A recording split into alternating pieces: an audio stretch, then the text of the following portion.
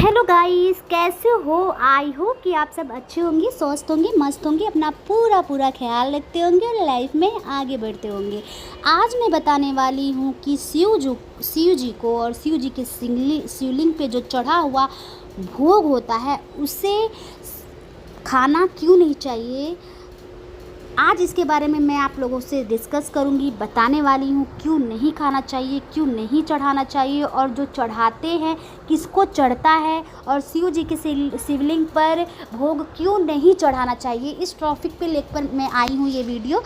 आप मेरा पूरा वीडियो देखिए, तभी आपको समझ में आएगा। और हाँ, जो लोग स्किप कर करके देखते हैं ना, तो प्लीज़ मैं उन लोगों से ये रिक्वेस्ट करती हूँ कि आप मेरे वीडियो को ना ही देखिए तो अच्छा रहेगा।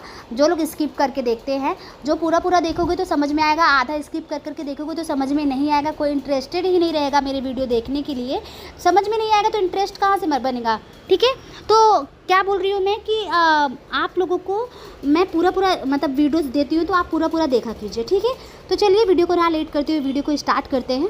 और जो लोग मेरे चैनल को सब्सक्राइब नहीं किए हो, जाके जल्दी मेरे चैनल को सब्सक्राइब करो, ताकि मुझे लाइक और शेयर करो मेरे वीडियोस को, और मेरे चैनल को सब्सक्राइब करो, ताकि आप लोगों को मेरा नया नोटिफिकेशन यानी कि मेरा नया वीडियो आप तक पहुंच सके, मतलब कि जल्दी मिल जाए। जो भी मैं वीडियोस डालती हूँ, जिस चीज़ से भी रिलेटेड डालती हूँ, वो आपको बहुत जल्दी मिल जाए, ठीक है।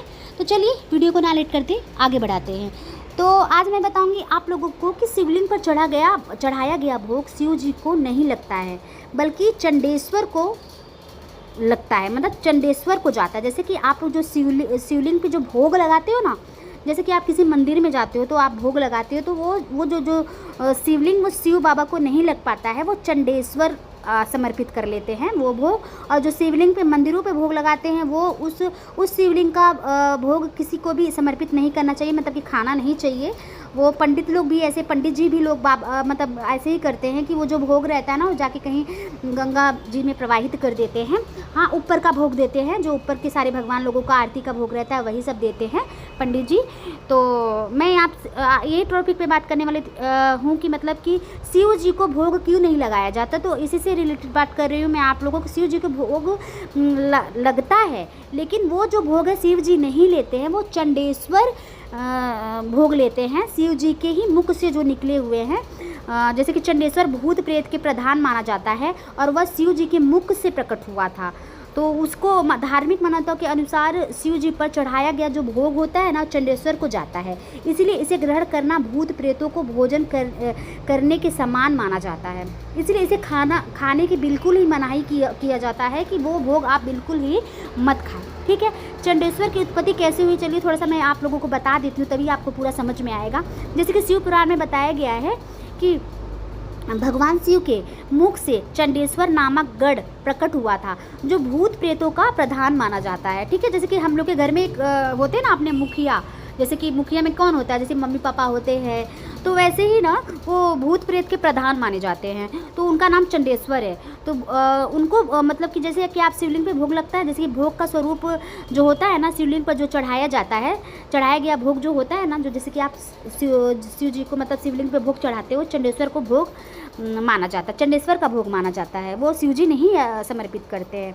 इसीलिए इसे खाने से मनाही की जाती है, इसलिए नहीं खाना चाहिए। शिवलिंग पर चढ़ा हुआ प्रसाद ग्रहण करना भूत प्रेतों का भोजन कहलाता है, जैसे कि ग्रहण करने का समान कहलाता है। कि जैसे कि आप अगर वो भोग आप लगा रहे हो, तो वो समझो आप सीधा भूत प्रेत को ही ग्रहण कर रहे हो, ठीक है। तो वो भोग बिल्कुल भी आप लोगों को समर्पित मतलब नहीं खाना चाहिए। इसलिए शिव पर जो भोग खाने से मतलब जो शिव जी को भोग लगाया जाता है, उसको खाने से बिल्कुल मनाही रहती है, और उससे बचना भी चाहिए आप लोगों को, ठीक है। आप लोगों ने बहुत कम सुना होगा ये कि शिव जी के ये क्या बोल रही हैं, तो आप जाके गरुड़ पुराण शिव पुराण में जाके पढ़ लीजिएगा, आप लोगों को पता चल जाएगा। जो लोग गरुड़ शिव पुराण पढ़े होंगे ना, उन लोगों को पूरा बात मतलब पता होगा कि शिव जी को भोग जो लगता है शिवलिंग पर, वो क्यों नहीं खाना चाहिए, ठीक है। उन लोगों को पता होगा, लेकिन जिन लोगों को नहीं मालूम है उन लोगों के लिए ये वीडियोज़ है।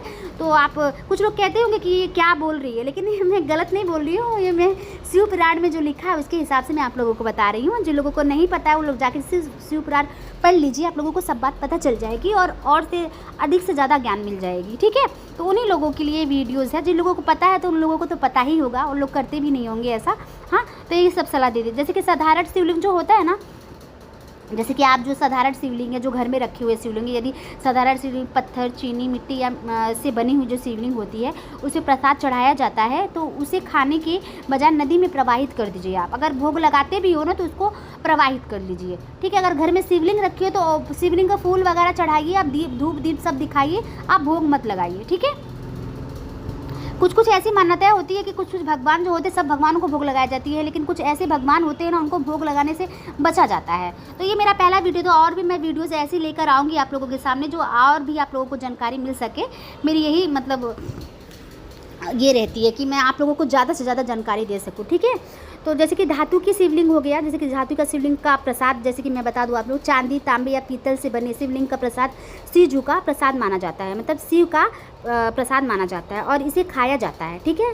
फिर से सुन लीजिए, चांदी, तांबे या पीतल से बने, ठीक है, पीतल से बने शिवलिंग का प्रसाद शिव जी का प्रसाद माना जाता है। कौन सा? फिर से मैं रिपीट कर देती हूँ, चांदी, तांबे या पीतल, उस पर अगर आप कोई भी प्रसाद चढ़ाते हो तो वो शिव जी का प्रसाद माना जाता है। उस प्रसाद को आप ग्रहण कर सकते हो। जो मैंने बताया, जिस चीज़ का आपको ग्रहण नहीं करना है, जैसे कि पत्थर, चीनी, मिट्टी या मिट्टी से बने शिवलिंग का प्रसाद आपको ग्रहण नहीं करना है, ठीक है। और इसे खाया जा सकता है, जैसे कि मैंने आपको बताया कौन कौन सा है, चांदी, तांबे और पीतल का, इस पर चढ़ाया हुआ भोग आप ग्रहण कर सकते हो।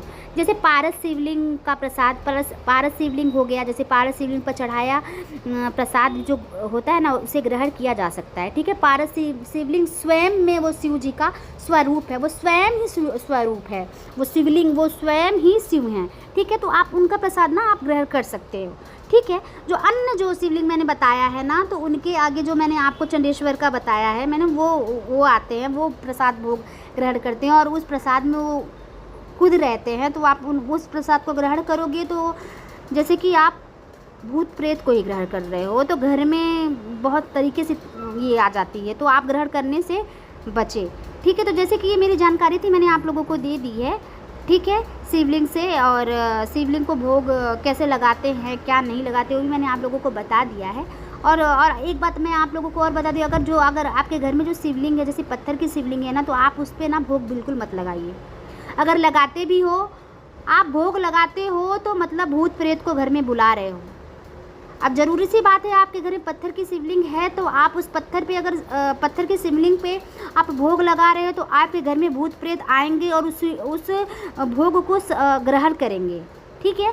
तो आप घर में रखे जो पत्थर का शिवलिंग है उस पर भोग ना ही लगाए। आप दीप वगैरह जला दीजिए, फूल अगरबत्ती वगैरह कीजिए, वो शिव जी समर्पित कर लेते हैं, वो ले लेते हैं, भोग बिल्कुल मत लगाइए। मंदिरों में जो पत्थर की शिवलिंग होती है वो मंदिरों में भोग लगाई जाती है, घर में नहीं। घर में आप पूजा पाठ कीजिए, आरती वगैरह कीजिए, अगर पत्थर की शिवलिंग है तो, ठीक है। और जैसे कि मैंने बता दिया आप लोगों को कौन कौन सा शिवलिंग है। और आप पूजा करते हैं तो आप लोगों को मैंने बताया ही था कि मतलब कि लास्ट में पूजा करते समय आपको तीन तालियां मारनी है शिव जी के सामने, तभी आपका पूजा पूरा शिव जी को समर्पित होता है, ठीक है। तब तक के लिए मैं चलती हूँ, मेरी जानकारी दी, मैं अपना नेक्स्ट वीडियो लेकर आऊँगी किसी और टॉपिक पे। तब तक के लिए मैं चलती हूँ। जय माता जी, जय श्री कृष्णा और जय महाकाल।